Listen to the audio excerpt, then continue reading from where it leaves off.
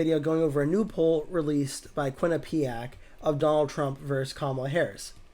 Since I did that video, several more polls have come out doing a head-to-head election of Donald Trump versus Kamala Harris. In today's video, I'm going to be going over some of those polls very briefly and looking back at some past polling of presidential elections and looking how Trump versus Harris fares compares to some of the other races. So for starters, the Real Clear Politics polling average right now has Donald Trump sitting at 47.5% of the vote in the RCP average of polls to Kamala Harris's 45.9%. Now, CBS News was the last poll to be conducted of Trump versus Harris before the announcement came up that Trump would be going up against Kamala Harris and not Joe Biden. Of these polls, the Forbes Harris X poll, which has a pretty relatively large sample size, has Trump at 53% to Harris's 47%. The only reason I'm skeptical about this poll is it's such a big outlier compared to some of the other polls. I'm more inclined to think that might just be an outlier and not the actual trend itself. But of course, I could be wrong. That's just my personal thoughts on that. A poll by Yahoo News, shows that Trump has 46%, Harris has 46%. It is a tie. Morning Consult has 47% for Trump, 45% for Harris, a 2-point lead for Trump. Quinnipiac, which I went over yesterday, 49-47 in favor of Trump, a 2-point lead. Reuters and Ipsos has 44% for Harris, 42% with Trump. A lot of undecided votes there. And NPR PBS Mayor's poll has Trump at 46 and Harris at 45. So that's a lot of numbers that I just threw at you. And what does this mean? Well, for one thing, let's compare this with what the final polls of Joe Biden were. Remember, Trump is up 1.6% over Harris. Against Biden, Trump was up by 3.1%. So where did the numbers change? Why did 3.1 against Biden go to 1.6 against Harris? Well, in the RCP average for Trump versus Biden, Trump was sitting at 47.9%. Against Harris, he's sitting at 47.5%. So Trump goes down against Harris by 0.4%, 0.4 of a percentage point. So maybe that's people going to Harris, maybe it's going to third-party candidates, maybe that's people coming undecided. Whatever the reasons are in these polls, Trump goes down by almost half a percentage point. Harris is sitting at 45.9. What happens from the last poll? Biden was sitting at 44.8. So again, 44.8 to 45.9. That's 1.1% of an improvement from Biden to Harris. Harris is definitely seeing a polling bump from Biden, and I think that's part of sort of like a honeymoon period where Harris is viewed, I think, by a lot of Democrats and even by some independents as Joe Biden, doesn't have the baggage of Biden, kind of like a new candidate in terms of not Biden's age, not as, I would say, mentally unfit to be president in a way that Biden was getting hammered on. Harris is kind of viewed as the new Democratic candidate without all the baggage that Biden has. I'm not saying I agree with that statement. That's just something I've heard across several different news outlets and sites and such, and on X and things like that. I've heard that argument being made that Harris is basically the clean slate for the Democrats to run against Trump. She won't have as much baggage as Biden. Now, I think the Trump campaign's job is going to be to prove that wrong and go after her record as vice president and attach her to Biden. Harris is going to be trying to go after Trump and his record and the things that he wants to do in a second administration. So I think that'll eventually all even out. But it's hard to say right now. At very least, given how few polls have come out, this election between Trump and Harris, from what I've seen in the first few polls, is going to be closer than what Trump versus Biden was going to be. Trump versus Biden was very close for a long time until the last month or so leading into the debate. After the debate, Trump really started to kind of pull away with the lead, even so getting up to 3.1 percentage points by the time Biden dropped out. Now with Kamala back in the race, now it's a 1.6% lead for Trump over Harris. So at very least, a key takeaway is Trump versus Harris is probably going to be closer than Trump versus Biden.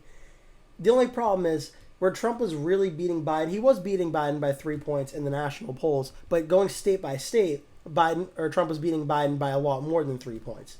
There haven't been too many polls done yet of Trump versus Harris in the swing states, but we do have one in the state of Georgia. Let me find that. That's Pennsylvania. We're going back to that. Georgia. where it has Landmark Communications, a polling firm that I'm not too familiar with, to be honest. I haven't heard of them before. But it is a 5-point margin of error with a very small sample size of 400 people. Trump is up 1 point. I really don't think there's too much to look into here, other than we know Georgia's going to be close. We kind of already knew that. But and again, there's polls before Biden dropped out. But so basically the swing states are kind of an open slate.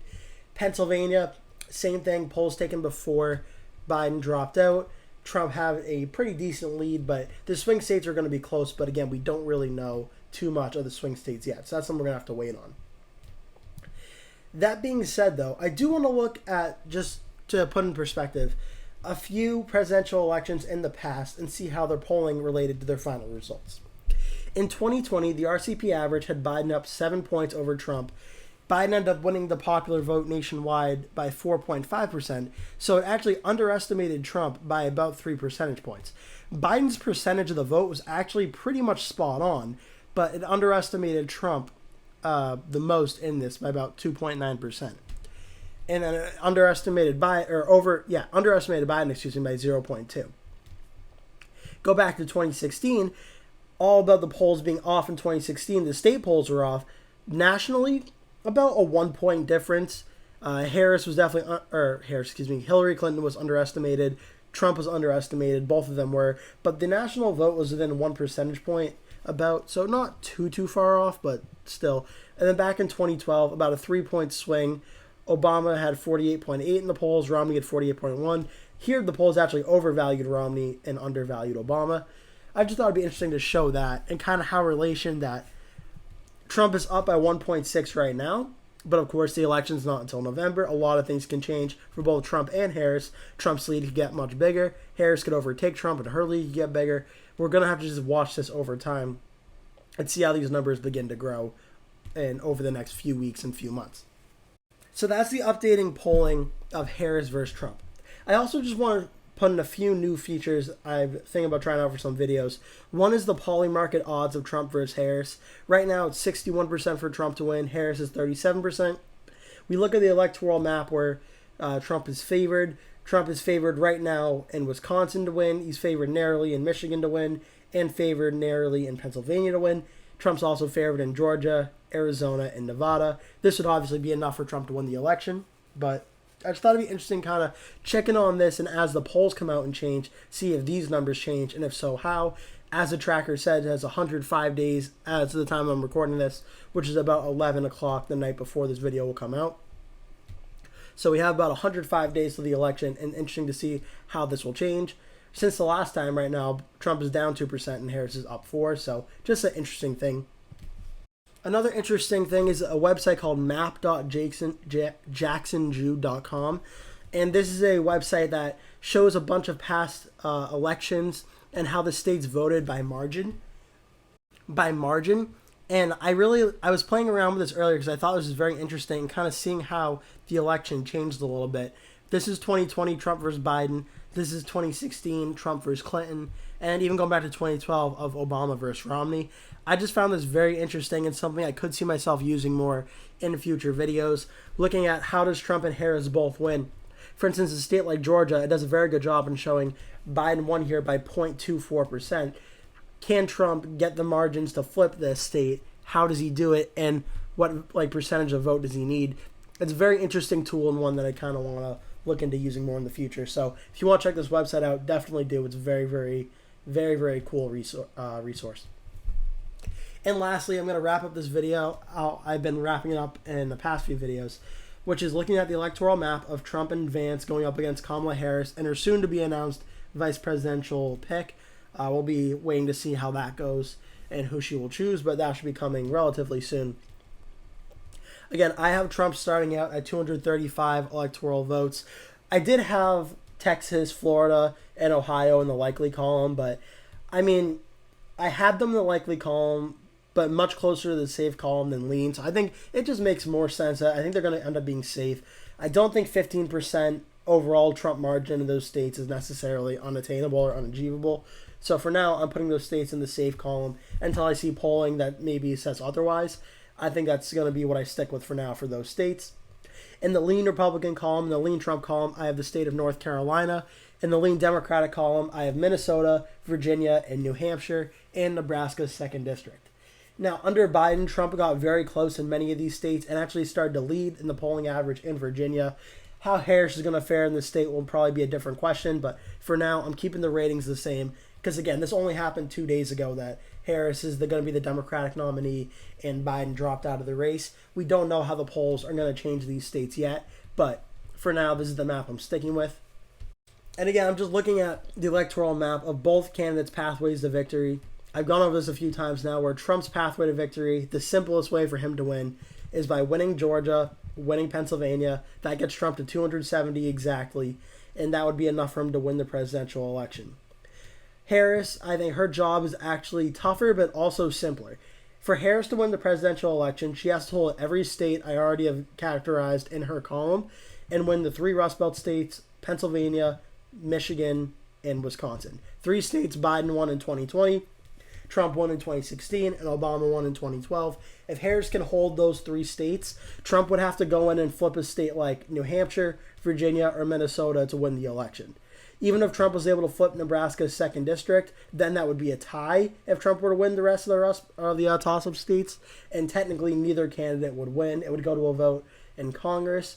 So for Trump to win without winning one of the Rust Belt states, it's not impossible, but I would definitely say it's not very likely to happen. That's Harris's pathway. She has to win all 3 states. Trump's pathway actually is a little bit simpler. He needs to win at least one of these states. Pennsylvania mathematically is the easiest for Trump to win in terms of getting Georgia or Pennsylvania will help him win, but he has to win. If he says win Wisconsin and can win Arizona, then Trump will win the election. If Trump can't win Arizona, maybe Harris picks Mark Kelly, the senator from Arizona, and Trump loses the state, wins Wisconsin, loses Michigan and Pennsylvania. Well, Trump can win Nevada then, but he would still lose the election without flipping one of the other 2 Rust Belt states, or New Hampshire or Minnesota. So there are pathways for Trump to win by only winning one of the 3 Rust Belt states, but him getting 2 out of the 3 pretty much secures a victory for Trump. If Trump loses 2 out of the 3 Rust Belt states, he can still win, but it's going to be a lot more difficult. If Trump loses Arizona and 2 out of the 3 Rust Belt states, Trump's pathway to victory is pretty much gone, unless he can win Michigan and lose Wisconsin and Pennsylvania. It's interesting. You have to kind of get tricky with the map, but Harris's pathway is very simple. Win the 3 Rust Belt states. Trump, he has to win at very least one of the Rust Belt states to have a chance of winning. So that is going to do it for today's video. Thank you so much for watching. Please remember to like this video and subscribe to my channel for more videos like this going towards we get closer and closer to the election. Thank you so much for watching and hope to see you in a future video.